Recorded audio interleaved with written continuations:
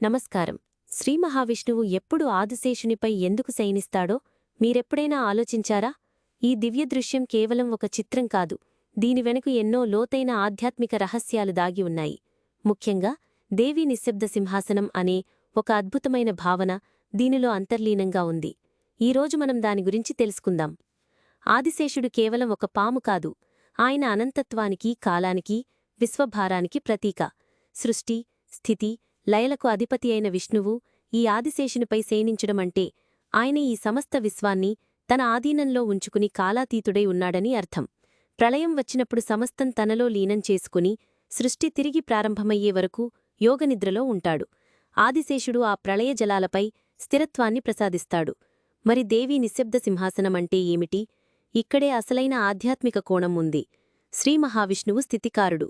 ఆయన సృష్టిని పరిపాలిస్తాడు, ధర్మాన్ని నిలబెడతాడు. ఈయన చేసే ప్రతీ కార్యానికి మూలం ఆయన శక్తి, లక్ష్మీదేవి. లక్ష్మీదేవి కేవలం సంపదలకు అధిపతి కాదు, ఆమె సమస్త శక్తికి, సామర్థ్యానికి, పోషణకు ప్రతీక. విష్ణువు ఆదిశేషునిపై శయనించి ఉన్నప్పుడు లక్ష్మీదేవి ఆయన పాదాల చెంత కూర్చుని ఉంటుంది. ఇది కేవలం సేవ చేయడం కాదు, ఆమె అక్కడ నిశ్శబ్దంగా, అదృశ్యంగా కూర్చుని విష్ణువుకు తన సమస్త శక్తిని అందిస్తోంది. విష్ణువు పాలన శక్తి లేకుండా సాధ్యం కాదు.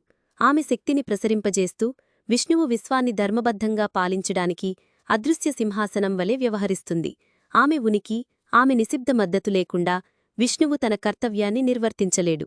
అందుకే ఆదిశేషునిపై విష్ణువు యొక్క శయనం వెనుక లక్ష్మీదేవి యొక్క నిశ్శబ్ద శక్తి, ఆమె అదృశ్యమైన సింహాసనం ఈ విశ్వపాలనకు మూలం. ఈ దృశ్యం మనకొక గొప్ప సందేశాన్ని ఇస్తుంది. ఒక గొప్ప కార్యాన్ని సాధించాలంటే అదృశ్యంగా ఉండే శక్తి, మద్దతు ఎంత ముఖ్యమో ఇది తెలియజేస్తుంది. లక్ష్మీదేవి నిశ్శబ్దంగా తన పనిని తాను చేసుకుంటూ విష్ణువుకు సంపూర్ణ మద్దతు ఇస్తుంది. ఇది స్త్రీ శక్తికి, సహకారానికి, త్యాగానికి కూడా ప్రతీక. కాబట్టి శ్రీమహావిష్ణువు ఆదిశేషునిపై శయనించడం కేవలం ఒక దేవతారూపం కాదు, అది కాలం, అనంతం, శక్తి మరియు సహకారం యొక్క లోతైన ఆధ్యాత్మిక అర్థాన్ని తెలియజేస్తుంది. లక్ష్మీదేవి యొక్క నిశ్శబ్ద సింహాసనం, ఆమె అదృశ్య మద్దతు లేకుండా విశ్వపాలన అసంపూర్ణం. ఈ వీడియో మీకు నచ్చిందని ఆశిస్తున్నాను. ఇలాంటి మరిన్ని ఆధ్యాత్మిక విషయాల కోసం మా ఛానల్ని సబ్స్క్రైబ్ చేసుకోండి. ధన్యవాదాలు.